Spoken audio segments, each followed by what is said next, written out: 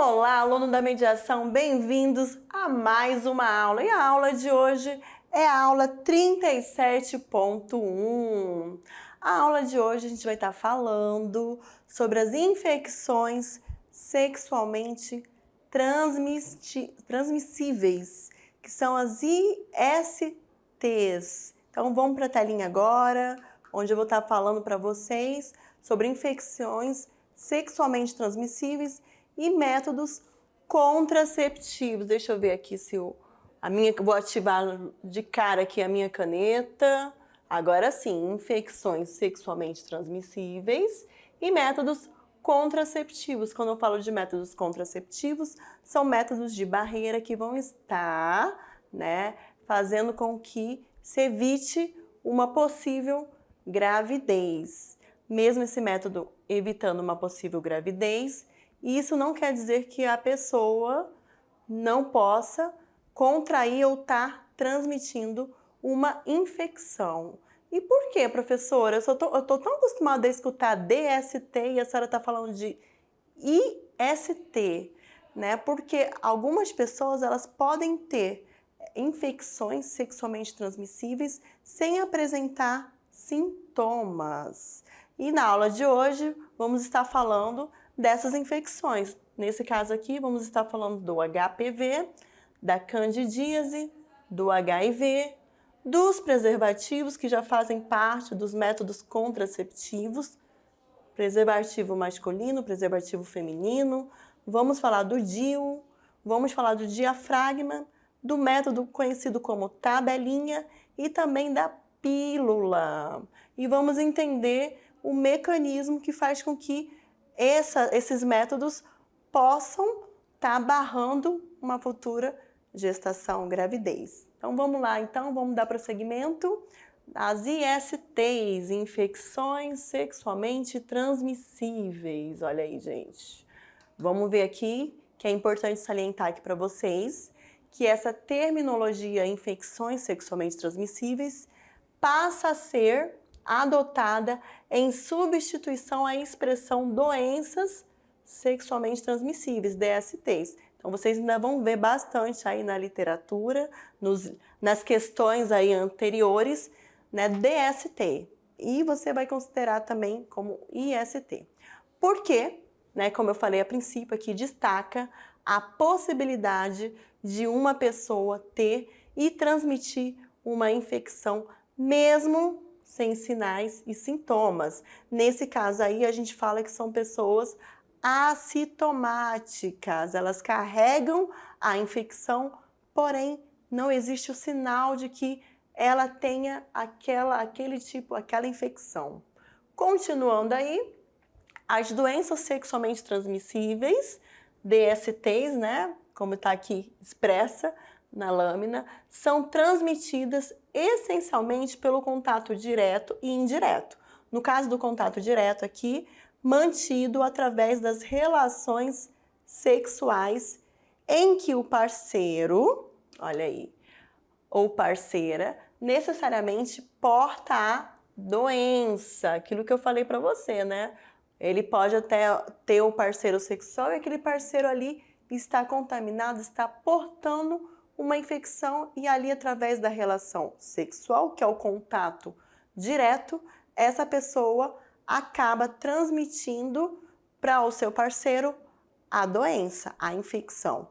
E também pelo método indireto, por meio de compartilhamento de utensílios pessoais mal higienizados, é a questão das seringas, que pode acontecia bastante no passado, mas hoje a gente já tem um controle maior e melhor com relação à esterilização desses materiais, esses utensílios, roupas íntimas ou manipulação indevida de objetos contaminados, como lâminas e seringas. Por quê, professora? Como assim roupas íntimas? Pode acontecer, dependendo da infecção sexualmente transmissível, às vezes a roupa que você está utilizando entrou em contato direto aí com a pessoa que possa estar portando essa doença. Vou dar o exemplo aqui, uma calcinha. Você pegou emprestado, meninas, De repente você está na casa lá da sua amiga e você pega emprestado aquela calcinha e a calcinha não foi mal lavada, foi mal higienizada e de repente ali naquela calcinha que você pegou emprestada, né, você pode estar sim se contaminando com algum tipo de infecção sexualmente transmissível. E isso aí já seria o quê? O que a gente chama de contato indireto. Lâminas, vamos pensar aí na questão da lâmina de barbear. Digamos aí que você pegou uma lâmina de barbear onde você não sabe quem usou, se estava realmente higienizada ou não, se passou por uma esterilização adequada. E ali também, aquela lâmina, de repente a pessoa que estava se barbeando, exemplo aí, tá, pessoal? Um exemplo hipotético aí, de repente aquela pessoa que estava se barbeando cortou, né, se cortou e você pegou aquela lâmina de barbear, não limpou, não esterilizou e usou e ali também configurou um outro corte ali, de repente você indiretamente adquiriu uma infecção. E os principais agentes patogênicos, agentes que causam essas infecções, são os vírus, as bactérias e os fungos. E eu vou acrescentar aí também os protozoários, que são agentes patogênicos que vão estar o quê? Que vão estar fazendo transmitindo, né, passando essas infecções.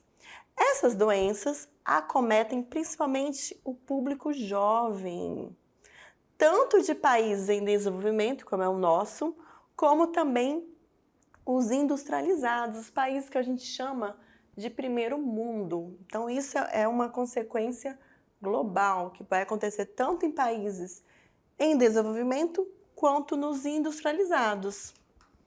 A consequência de vários fatores de relevância familiar e também governamental. Além também da promiscuidade. Quando a gente fala de promiscuidade, é aquele descuido, né, que é o descuido individual com a saúde e a carência ou mesmo a falta de programas educativos. O que acontece? Muitos jovens, né, até nem sabem às vezes que estão portando a doença, porque são assintomáticos, não tem aquele cuidado de escolher o seu parceiro, às vezes como é que eu vou dizer?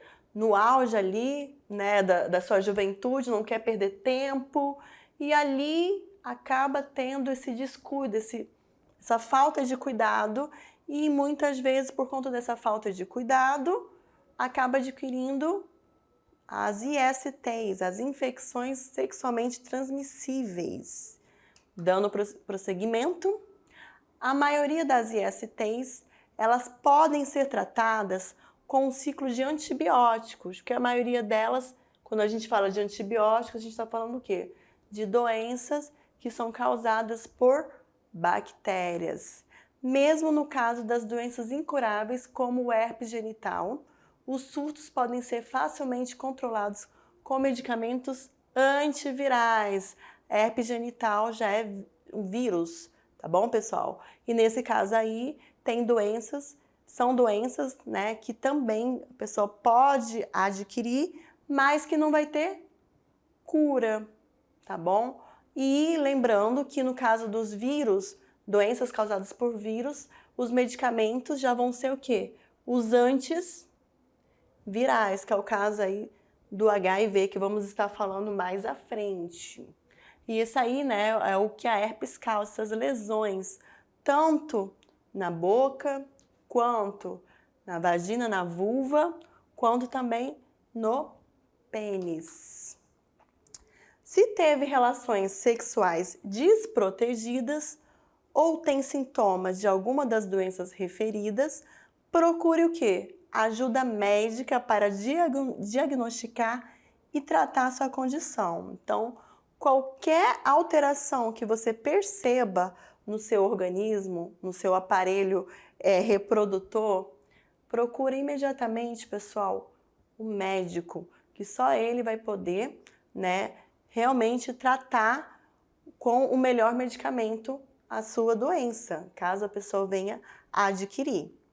Continuando, É importante ter em conta que se lhe foi diagnosticada uma DST, que também eu vou colocar aqui, que hoje, né, a gente chama comumente de IST, deve evitar o contato sexual com o seu parceiro até que a infecção esteja completamente curada.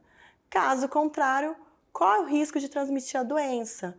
Então, pessoal, olhando aqui, voltando aqui, vamos lá, produtor, diretor. Então, vamos lá. Caso a pessoa descubra que ela se encontra com uma IST, ela tem que correr imediatamente ao médico para buscar o tratamento, levando-se em consideração também que o seu parceiro sexual faça junto com ela esse tratamento, porque não adianta ela estar curada e o seu parceiro não se curar, não se tratar. Então é importante que os dois, ambos, estejam, né, tenham esse senso de responsabilidade e procure, né, um médico. Voltando aqui para a telinha, vamos ver aqui, é importante, como eu falei, levar em conta que se lhe foi diagnosticada uma IST, deve-se evitar o contato sexual, viu? Evitar durante o tratamento.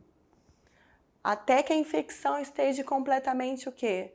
Curada. Caso contrário, você vai estar transmitindo a doença. Então, isso é uma noção, uma questão de responsabilidade, pessoal. Responsabilidade, essa é a palavra-chave. Então, o uso de preservativo associado a alguns cuidados impedem o contágio e disseminação. É o caso aqui da camisinha aqui que vocês estão vendo aqui. Então, o uso de preservativo associado a alguns cuidados impedem contágio e disseminação, levando-se em consideração também que o preservativo, além dele estar impedindo o contágio e disseminação de ISTs, ele também vai estar evitando a gravidez indesejada. Em relação às DSTs, se não forem diagnosticadas e tratadas corretamente, aí vem a palavra, por isso da importância de você procurar um médico que vai estar passando exames laboratoriais, através do exame de sangue, para realmente saber como é que se encontra esse processo infeccioso, tá bom? Além do processo infeccioso, podem levar à infertilidade, surgimento de outras doenças oportunistas e até mesmo a morte. Então, olha o cuidado, olha a responsabilidade que você, jovem, deve ter, né, com relação quando você começa, como é que eu posso dizer, quando você inicia a sua vida sexual. Então, você tem que ter esse cuidado de pensar bem, de ser responsável por você e pelo seu parceiro ou parceira sexual. Levando-se em consideração que doenças que não são tratadas corretamente podem levar à infertilidade e até mesmo à morte. Olha aí. Então, aproveitem aí já para fazer uma reflexão sobre a vida e vamos lá. Continuando aí, vamos falar aqui de uma das principais DSTs, né, que é a sífilis, que ela é transmitida pela bactéria Treponema pálido. Olha aí o nome científico dessa bactéria, que é uma doença com evolução crônica lenta. Isso quer dizer o quê? Evolução lenta, que muitas vezes a pessoa tem a doença e ela não apresenta o sintoma. Então, um detalhe dessa doença é essa lesão que vocês estão vendo aqui. São essas lesões que vão aparecer na mucosa oral, que eu falo que é a mucosa da boca, e também nas partes íntimas, nos órgãos genitais. Então, essa evolução crônica surge com o que a gente chama de cancro duro. Então, a sífilis também, né, ela pode ser conhecida como cancro duro, que é essas lesões nos órgãos genitais e posterior aparecimento de lesões espalhadas pelo corpo. Vocês vão ver aqui nas próximas imagens essas lesões. E a sífilis, se ela não for tratada corretamente, ela pode sim levar à morte, pessoal.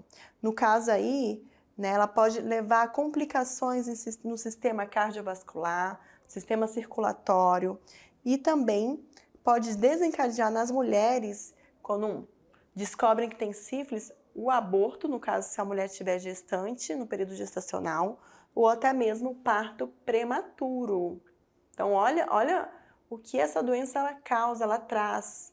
Mais uma vez, reforçando aí, gente, tenham consciência e responsabilidade com a vida de vocês, principalmente para quem já iniciou ou ainda vai iniciar a sua vida sexual. Tem que ter, sim, responsabilidade, essa é a palavra-chave.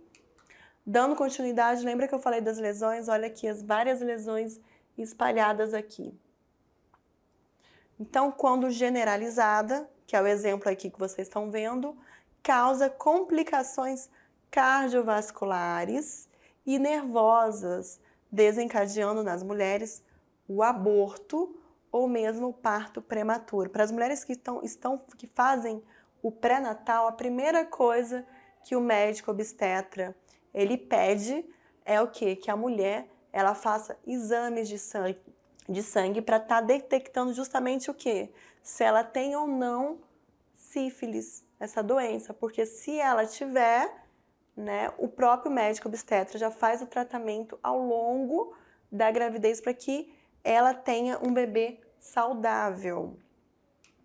Dando prosseguimento, aqui são os tipos de sífilis. Nós temos a sífilis que a gente chama de primária, que são aquelas feridas, lesões que vocês viram, que é o cancro duro. Nós temos a sífilis secundária, que já são aquelas erupções cutâneas que já se encontram alojadas em todo o corpo, além da sífilis terciária, que já causa problemas degenerativos, que já atinge os órgãos, o sistema cardiovascular, né, como foi citado aí, e até mesmo o sistema nervoso. Prosseguindo, vou falar aqui da gonorreia. Gonorreia é uma outra IST. O contágio também é causado pela bactéria Neisseria gonorrhoeae, que provoca a inflamação da uretra, do canal urinário. E ela alastra-se para outros órgãos, causando complicações como artrite, meningite e problemas cardíacos. Então a pessoa sente uma forte ardência ao urinar. Lembrando que a uretra é o canal por onde passa a urina. E além, em alguns casos, a conjuntivite, existe o tipo de conjuntivite que também é provocada por esse tipo de bactéria, que é a conjuntivite gonocócica. Olha o nome aqui, gonocócica. Prosseguindo, nós temos um outro tipo de doença, que é a tricomoníase, como eu falei para vocês, que é causada por um protozoário. Lembra dos agentes patogênicos? Então, nós temos vírus, bactérias, fungos e também nós temos os protozoários do gênero Trichomonas doni, que atinge principalmente o aparelho digestivo e também o genital. Olha aqui o protozoário. Na imagem aqui vocês conseguem ver melhor ele. Causa inflamação no canal vaginal nas mulheres e, no caso dos homens, causa inflamação na uretra, né? Lembrando que a uretra, no homem, ela tanto é para a eliminação do sêmen do espermatozoide, quanto também para a eliminação da urina. Então, na mulher, inflamação no canal vaginal e nos homens, na uretra. Prosseguindo aqui, clamídia é o contágio pela bactéria chamada Chlamydia trachomatis, olha o nome, gente, que provoca inflamação dos canais genitais e urinários. E vale lembrar que a clamídia, né, ela causa também corrimento. No caso das mulheres, pode ocasionar a formação de abscessos, obstruções com dilatações e até mesmo, gravíssimo aqui, infertilidade e dores pélvicas. Nos homens podem provocar esterilidade. Isso aí é aquilo que eu falei. Se a pessoa não se cuidar, não fizer o tratamento correto, pode causar infertilidade nas mulheres e esterilidade no homem. No caso aqui, a mulher vai sentir aqui um corrimento diferente, dor ao urinar e também sangramento. É um dos sintomas, né, da clamídia. Vamos falar agora de uma outra IST, que é causada por um vírus, que é o HPV. Olha aí, o HPV é o condiloma acuminado e ele causa, gente, verrugas. Olha essa imagem aqui, que vocês vão ver bem claro, bem enfático aqui, né? Ela causa essas lesões, nesse caso aqui são verrugas. E pode estar sim provocando o câncer do colo do útero e também o câncer de pênis e ânus. Olha aí, gente. Além da boca. E vale lembrar que esse vírus ele pode sim ser transmitido além do contato sexual, contato com a pele. Então olha aí o exemplo aqui que vocês estão vendo, uma imagem assim, né, que alguns causa aquela ânsia, mas faz parte da biologia aqui, que vocês vejam. Então vamos lá, gente. O HPV é um vírus que atinge a pele, como eu falei, né? Contato com a pele. O HPV é um vírus que atinge a pele e as mucosas, podendo causar verrugas e lesões, que é o que vocês viram na imagem anterior. Que são o quê? São precursoras do câncer, como o câncer do colo de útero, garganta e ânus. Então, muitas vezes, né, quando você vai a um ginecologista, a primeira coisa que ele pede é o exame que a gente chama de preventivo ou Papa Nicolau. Nesse exame se faz uma raspagem do colo do útero, justamente para quê?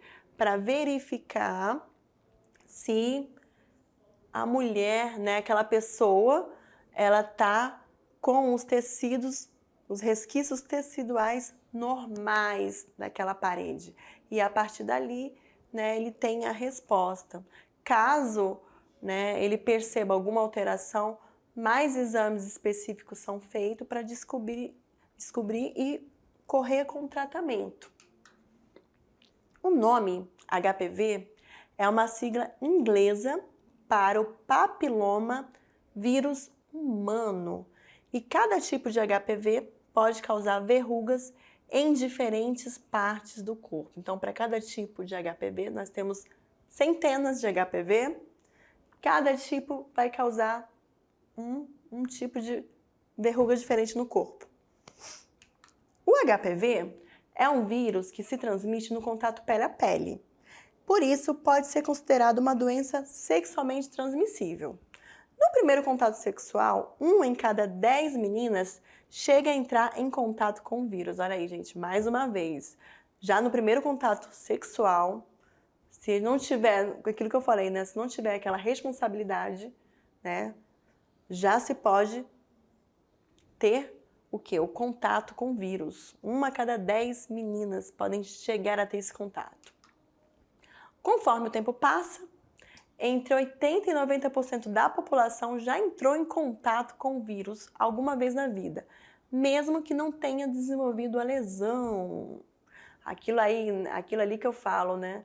Do assintomático. Às vezes a pessoa nem sabe que tem, que carrega aquela infecção.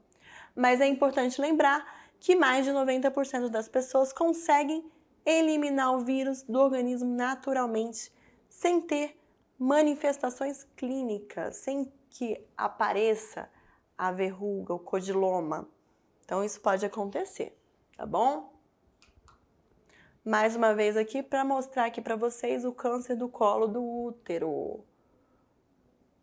Aqui mostrando, só para enfatizar aqui a questão do exame do Papa Nicolau, do preventivo, que tem essa abordagem de estar raspando esse colo aqui e averiguando essas células para ver se elas estão normais. Existem mais de 200 tipos de HPV. Até hoje, 150 deles já foram identificados e sequenciados geneticamente. Entre esses tipos, 14 apenas podem causar lesões precursoras de câncer. 70% dessas lesões são causadas pelo HPV do tipo 16 e 18. E ainda bem que nós já temos vacinas. Vale lembrar, né, que o Ministério da Saúde hoje já fornece vacinas para esse tipo de HPV em meninos e meninas de 11 e 12 anos. O HPV do tipo 6 e 11 são bastante comuns em mulheres, mas causam apenas verrugas genitais. Já o tipo de HPV é detectado através de 2 tipos de exame, nesse caso aí o teste genético PCR e o teste de captura híbrida. Esses testes podem trazer informações como o tipo e a carga viral ou até marcar se esse HPV é ou não um congênico que pode ou não vir causar o câncer. Vamos falar aqui também da candidíase, que é uma outra infecção sexualmente transmissível. É uma doença provocada pelo fungo do gênero Cândida. Olha aqui a proliferação dele, ó, as imagens mostrando. Através de sua proliferação rápida na região genital, normalmente pelo uso prolongado de medicamentos ou enfraquecimento do sistema imune. A doença pode afetar a pele, unhas, órgãos genitais, garganta, corrente sanguínea e boca. Apesar de maior número de casos em mulheres, também existem casos de candidíase no homem. Causas: esse fungo já existe em pequenas quantidades no organismo da mulher e vive em equilíbrio com a flora vaginal. Alguns fatores podem levar ao seu desequilíbrio no organismo, levando o fungo a se reproduzir e a causar sintomas. De repente, aquilo que o texto já está falando, ele já vive na flora vaginal da mulher, mas em equilíbrio com as outras bactérias ali, esse fungo. Porém, se a mulher tiver com algum desequilíbrio nessa flora, ele vem a se reproduzir e aflorar e causar, né, o fungo, a candidíase. Como a região genital feminina é quente e úmida, cria uma região propícia para o fungo se propagar. Lembra que o fungo ele gosta de viver em ambientes úmidos. Então, essa região, sendo quente e úmida, é um ambiente ideal para ele se desenvolver e causar os sintomas. Vamos falar agora do HIV. O HIV é a sigla em inglês do vírus da imunodeficiência humana, causador da AIDS. Ataca o sistema imunológico, responsável por defender o organismo de doenças. E as células mais atingidas são as células do linfócito T, CD4, que são células responsáveis por estar, né, formando uma barreira, protegendo o nosso corpo contra infecções. O que ele faz, gente? Ele altera o DNA dessa célula, né? Então, é alterando o DNA dessa célula que o HIV faz cópias de si mesmo. Quando ele altera o DNA, automaticamente ele destrói essa célula aqui. Depois de se multiplicar, rompe os linfócitos em busca de outros para continuar a infecção. Então, ele acaba fazendo com que o sistema imunológico dessa pessoa se enfraqueça, uma vez que ele está matando as células do sistema imunológico. Sintomas são muito semelhantes aos de outras viroses, sendo mal-estar, cansaço. Logo, a pessoa nunca imagina que está com HIV, com a AIDS. A doença ataca o nosso sistema imunológico, nos deixando fracos e suscetíveis a outras doenças. Por isso que é interessante constantemente anualmente estar fazendo exames, né, para verificar qualquer sintoma diferente do que você está acostumado. Esse vírus, HIV, compartilha algumas propriedades comuns, períodos de incubação prolongados antes do surgimento dos sintomas da doença, infecção das células do sangue e do sistema nervoso e supressão do sistema imune. De que forma posso de fato contrair o HIV? Vamos lá. Sexo vaginal sem camisinha, por isso que eu falo da questão da responsabilidade. Sexo anal sem camisinha. Sexo oral sem camisinha, por quê? Porque o vírus ele se encontra nesses fluidos que são eliminados durante o ato sexual. Uso de seringa por mais de uma pessoa, às vezes a seringa está contaminada e vai passar para outras pessoas. transfusão de sangue com sangue contaminado com a doença, da mãe infectada para seu filho durante a gravidez, no parto e até mesmo na amamentação, tá bom? O leite materno, infelizmente, se a mulher tiver o HIV, ele acaba passando, né, esse vírus pro bebê. Instrumentos que furam o córta não esterilizados também transmitem a doença. E sexo desde que se use corretamente a camisinha, masturbação a dois, beijo no rosto ou na boca, isso aí são formas que você não vai adquirir o HIV, tá bom, pessoal? Só lembrando, esse slide aqui anterior, formas que você contrai o HIV, e já essas formas aqui, já desde que você use corretamente a camisinha, não se contrai. Masturbação a dois, beijo no rosto ou na boca, suor e lágrimas, picada de inseto, aperto de mão ou abraço, sabonete, toalha, lençol, não vai contaminar, talheres e copos, assento de ônibus, piscina, banheiro e doação de sangue. E também pelo ar. Assim, não se pega. Vamos agora falar dos métodos contraceptivos, que são os métodos de barreira com relação a evitar gravidez. Os métodos contraceptivos ou anticoncepcionais são utilizados para evitar a gravidez. Também podem ser utilizados para prevenir as doenças sexualmente transmissíveis, ISTs. Vamos lá. Por isso, muita atenção. A escolha de um método para evitar a gravidez tem de ser feita com auxílio médico. É interessante, né, que se procure um aconselhamento de um médico para ele ver qual é o melhor método contraceptivo. Com relação aos métodos contraceptivos, nós vamos estar falando agora dos métodos comportamentais, que tem a ver com a abstinência sexual, métodos hormonais, que são as pílulas, os métodos cirúrgicos e os métodos de barreiras, além do DIU, do dispositivo intrauterino. Então vamos lá. O que seriam os métodos comportamentais? Consiste o quê? Em evitar relações sexuais durante o período fértil. Para isso, a mulher precisa descobrir quando ele ocorre, mas não é um método confiável.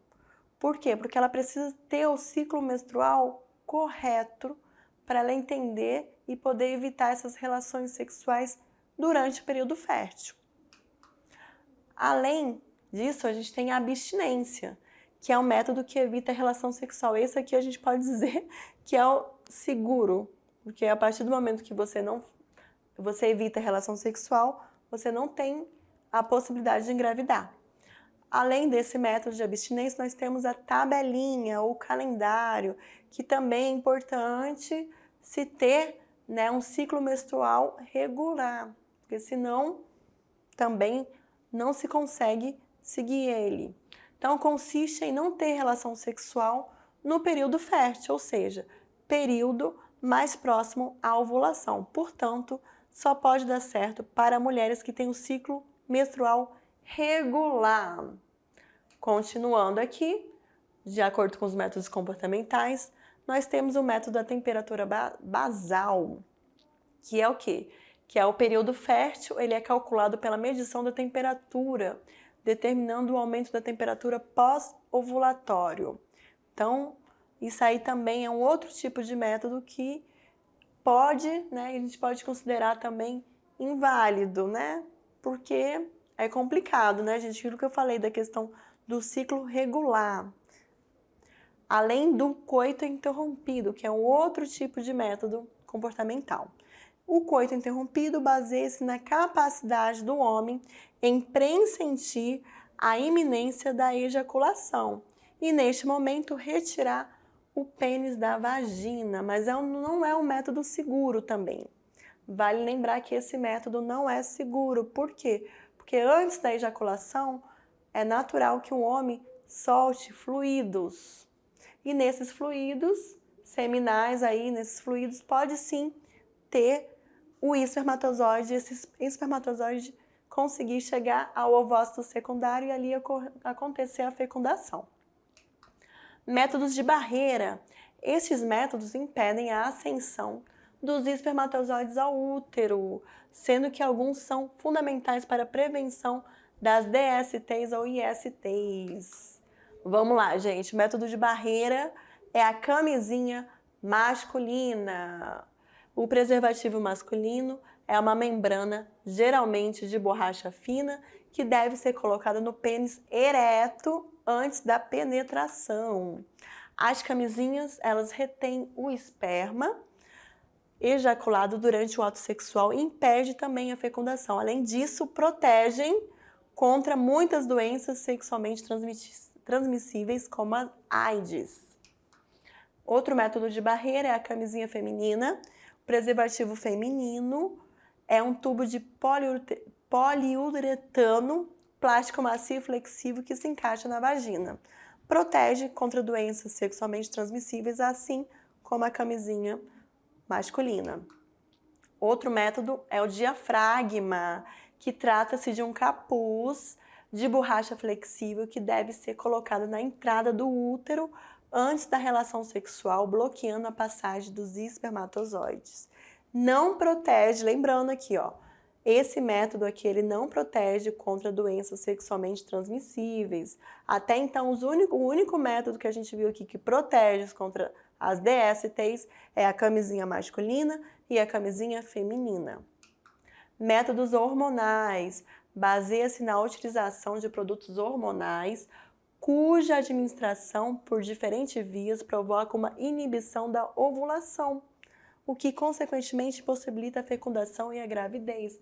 Vai mexer nos hormônios, no ciclo, no folículos, na produção dos folículos ali ovarianos. Vamos falar sobre ele. Pílula anticoncepcional, que é o principal método hormonal, é a pílula, geralmente com uma mistura de derivados sintéticos de estrogênio, que pode também ser chamado de estrógeno, e progesterona, que inibe o aumento do LH. Lembra, gente, do LH? Responsável pela ovulação. Então, se ele inibe o aumento do LH, não se tem ovulação. A mulher não vai ovular. Se a mulher não ovula, o que isso quer dizer? Que mesmo que o espermatozoide chegue à tuba uterina, ele não vai encontrar o ovócito secundário porque não teve o processo da ovulação. É um método eficiente se for usado corretamente. Olha aqui o nome, corretamente. O índice de falha é muito baixo, mas para isso tem que ser corretamente. Nós temos os injetáveis com uma seringa, né? Com uma seringa são injetados hormônios que evitam a ovulação em certo período, mensal ou trimestral. E nós temos o adesivo transdérmico, que libera hormônios na pele e deve ser trocado semanalmente. Além da pílula do dia seguinte, este método só deve ser usado nos casos de emergência, ou seja, nos casos em que os outros métodos anticoncepcionais não tenham sido adotados ou tenham falhado de alguma forma. Sendo assim, este contraceptivo contém levonorgestrel, que previne a gravidez, inibindo a ovulação, fertilização e implantação do blastocisto. Nós temos também um implante hormonal, que é um microbastão de hormônio sintético similar à progesterona, que é implantado no antebraço com uma anestesia local e inibe a ovulação. Além do dispositivo intrauterino, que é o DIU. Os DIUs são artefatos de polietileno aos quais podem ser adicionados cobre ou hormônios, que são inseridos na cavidade uterina exercendo sua função contraceptiva. Lembrando que é só função contraceptiva, tá? Atuam impedindo a fecundação, tornando difícil a passagem do espermatozoide pelo trato reprodutivo feminino. Deve ser colocado pelo médico, sendo necessário um controle semestral e sempre que aparecerem leucorreias, corrimentos vaginais anormais. Olha aqui, ele implantado. Tá vendo aqui a imagem? Então, o médico implanta no útero e ele impede que os espermatozoides eles cheguem, né, nesse trato do sistema genital feminino, na tuba uterina, ele impede. E já os métodos cirúrgicos ou de esterilização, que visam bloquear as estruturas que no homem ou na mulher são responsáveis pelo contato entre o esperma e o óvulo. Estão indicados apenas para quem está seguro da decisão de não querer mais ter filhos. Então, nós temos a vasectomia. A vasectomia é o procedimento cirúrgico para a esterilização do homem. O médico retira um fragmento de cada um dos ductos deferentes, como vocês estão vendo aqui na imagem, tá bom? Que levam os espermatozoides aos testículos, dos testículos ao pênis. A incisão é feita numa área próxima ao saco escrotal. É uma pequena incisão e com uma semana o homem já está recuperado. É um método seguro para evitar a gravidez e não afeta a vida sexual do homem. É interessante lembrar isso, não afeta a vida sexual do homem.